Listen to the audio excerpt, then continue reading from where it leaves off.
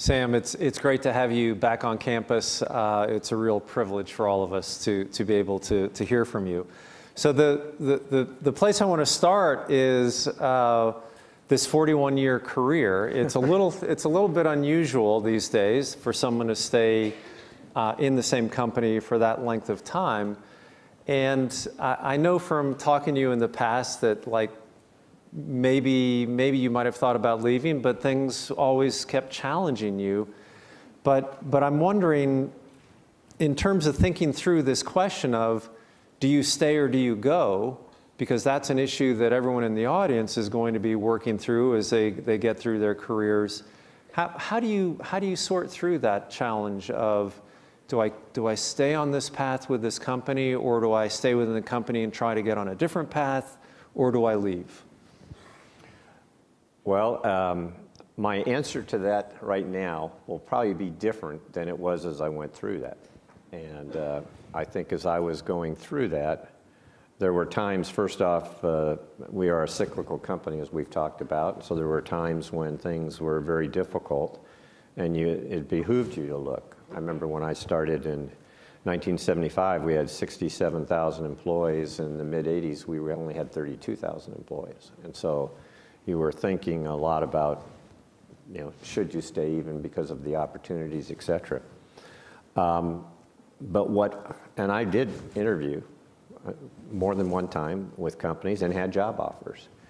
And what I found out about myself, which I think a lot of Deere people end up finding out as they go through this, is I just didn't want to leave the people and the culture of the company. And as I would look at some of these other companies, at least for me, they just didn't seem to have the same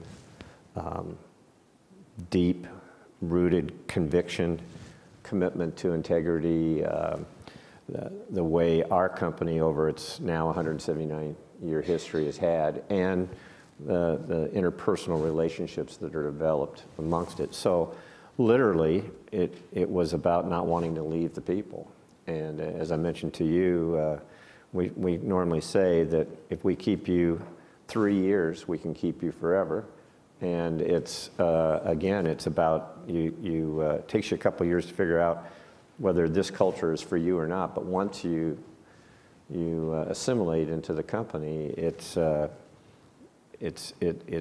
that I think most people feel very, very good about, both because of how we operate and also because of our customer base. We get to work with people that, as we say, are linked to the land. They're the true salt of the earth, and you're helping people feed the world, shelter the world, and all those things, I think, build an environment that you just become very passionate about. And as time goes on, you get more and more passionate, and before you know it, you got 41 years. So I've heard you urge graduates to be more humble, to embrace humility, and I think you've actually said that confidence and humility are positively correlated, not negatively correlated. And in fact, you're one of the most humble people I've ever known, especially in kind of comparison to the actual accomplishment that you have every reason to brag, and yet you're so humble. So the question is, when you embrace humility, how do you get noticed? Well, I think there's still a number of things that can allow both of those to happen.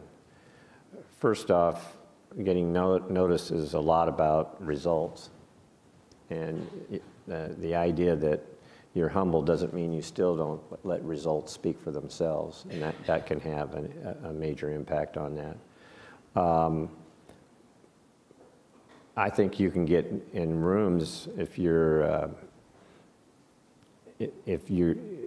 well, let me put it this way. As you move up in a company, everybody knows who you are because of your position. The fact then that you act in a more humble fashion, I think gets you noticed even more, because you're not wearing it on your sleeve.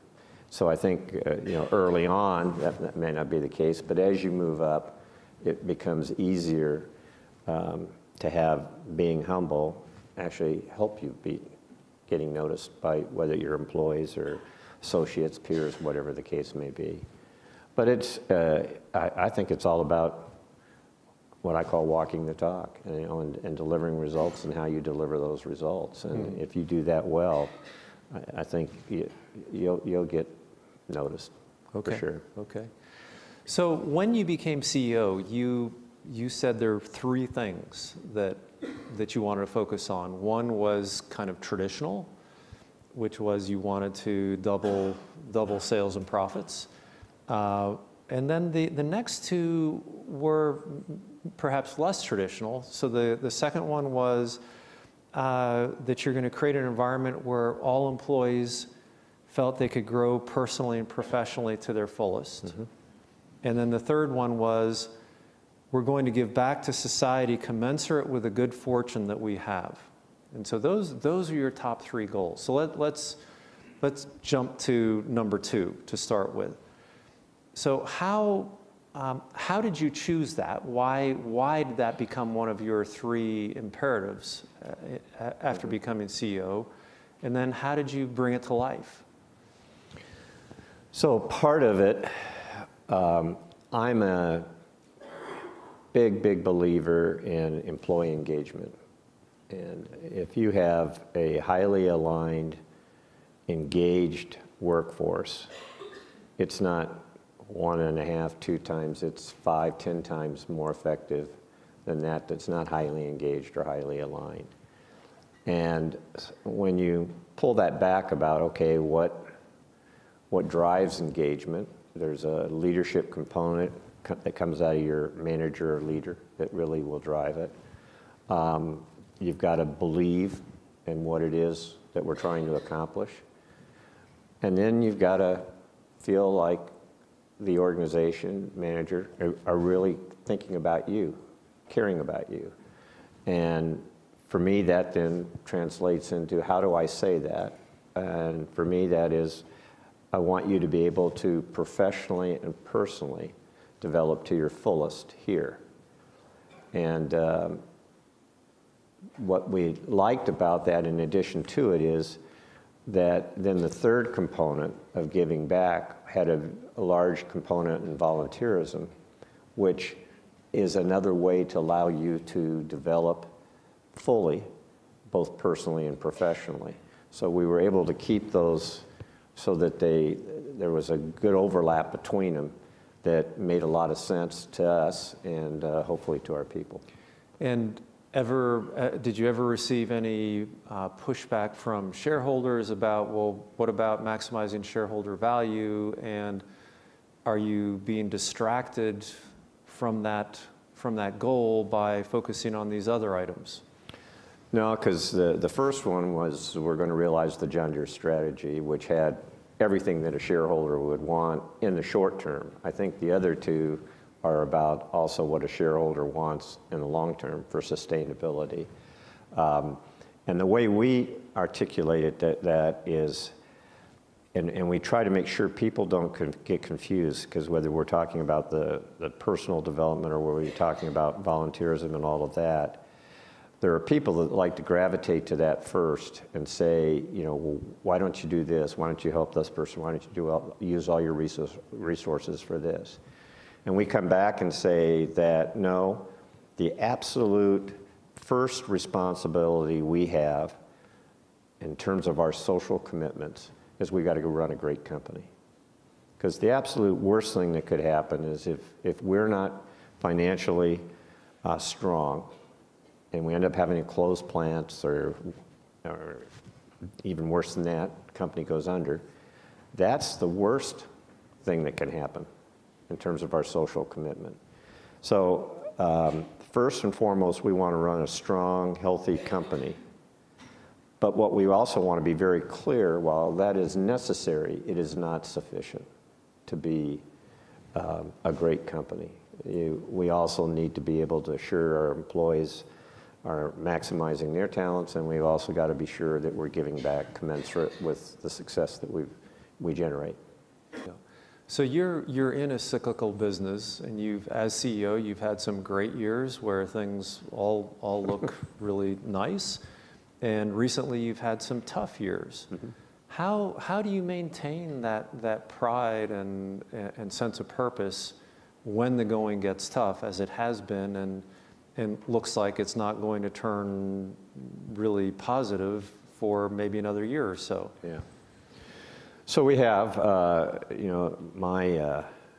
after my first year in the job, the next 4 years were the 4 highest net income years in the history of the company. And now we're going to have, at the end of 16, will be the 3rd year in a row of revenue reduction, which is, this is only the 3rd time this has happened in my 41-year career. And it does happen. It doesn't happen very often. The challenge you have right now, and I mentioned this earlier when we talked, we have 43% of our salaried workforce that has started with us since 2010. So they saw all these really great years, and now they're having to live through this for the first time, and they're wondering, what's caused this? In concept, they understand we're a cyclical company, but when you go from 120% of capacity down to 50% of capacity or 30% of capacity, all of a sudden that concept is harder to understand. And so what you really try to do is you try to make sure, first and foremost, during times like this, you want ensure people stay committed to the how, the integrity piece. You can't let that slip, and you try to re-emphasize that more and more. Second, you try to make sure people understand why we're having to do the near-term things that we have to do and how that will benefit us over the long term. But equally important is you try to share with people, but here are all the other investments we're making that will assure that as we come out of this, and we will come out of this, and the tailwinds will start back up, that we've made our sales even bigger, and we'll be able to accelerate our growth even faster than what it was as we entered this. And then you have to demonstrate that. You have to find ways of letting people see that so that they believe you, that it's not words, that it's actions. And so we've stayed very committed to R&D, for example, and continue to invest a lot of money in that area. We've stayed very committed. We haven't shut any plants down, other than one in China that we weren't using anyway. And so we've been committed to our growth objectives. We've been committed to our key investments to grow our product portfolio and everything. We try to make sure people see that.